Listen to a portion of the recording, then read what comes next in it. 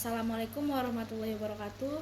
Perkenalkan, nama saya Sylvia Febiola dengan NIM 23101080 dari Prodi Administrasi Publik, dan rekan saya Apriani Puspitasari dengan NIM 23101001 dari Prodi Administrasi Publik.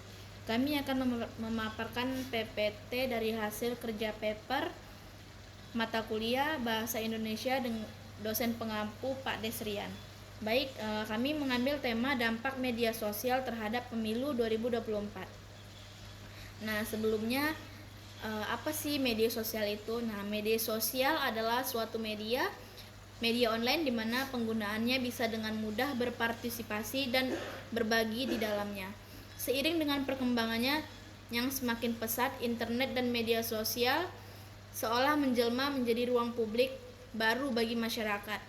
Dengan perkembangannya berbagai platform media sosial, kemunculan kampanye dan iklan politik dalam pemilihan umum melalui media sosial menjadi hal yang lumrah. Selanjutnya, dampak positif media sosial terhadap partisipasi pemilih. Itu ada 3. Yang pertama itu akses informasi. Media sosial memudahkan pemilih mengakses informasi mengenai kandidat, isu, dan proses pemungutan suara. Yang kedua itu diskusi terbuka. Platform media sosial memfasilitasi diskusi dan pertukaran pandangan di antara warga negara. Yang ketiga itu mobilisasi pemilih. Kampanye digital di media sosial dapat mendorongnya partisipasi dan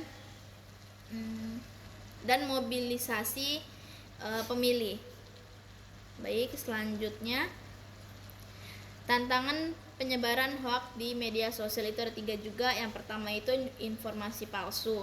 Penyebaran informasi palsu atau hoaks dapat memicu polarisasi, memanipulasi opini publik, dan menurunkan kepercayaan terhadap proses demokrasi.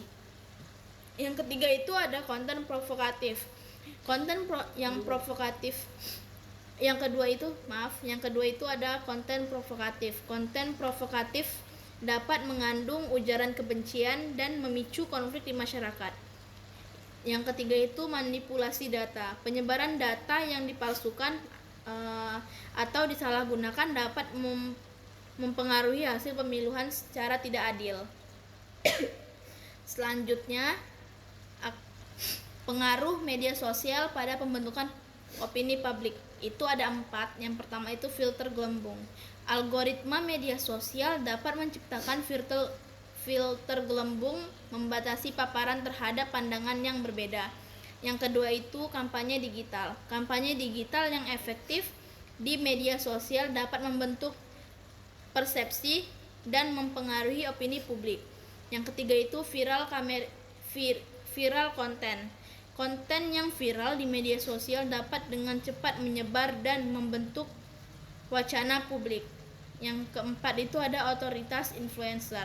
Pendapat influencer di media sosial dapat memiliki dampak signifikan terhadap pembentukan opini publik. Baik, selanjutnya akan dijelaskan oleh rekan saya. Selanjutnya ada peran pemerintah dalam mengatur media sosial. Yang pertama ada regulasi pemerintah, yaitu perlu menetapkan aturan yang jelas untuk menjaga integritas pemilu di media sosial.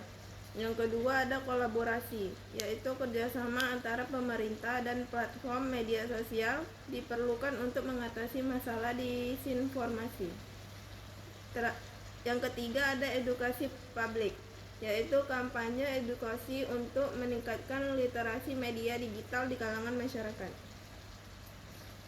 Lalu selanjutnya ada etika penggunaan media sosial dalam kampanye politik. Yang pertama ada transparansi, yaitu kampanye di media sosial harus transparan mengenai sumber dana dan sponsor. Yang kedua ada kejujuran, yaitu konten kampanye harus berbasis fakta dan menghindari penyebaran informasi palsu.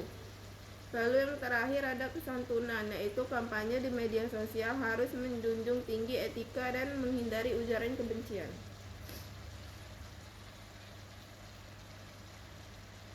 Selanjutnya ada dampak media sosial pada transparansi dan akuntabilitas pemilu.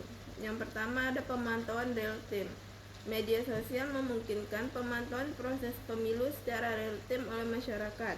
Yang kedua ada pelaporan, yaitu pelanggaran masyarakat dapat melaporkan dugaan pelanggaran melalui platform media sosial. Yang ketiga ada transparansi, yaitu hasil publikasi data dan hasil pemilu di media sosial dapat meningkatkan akuntabilitas.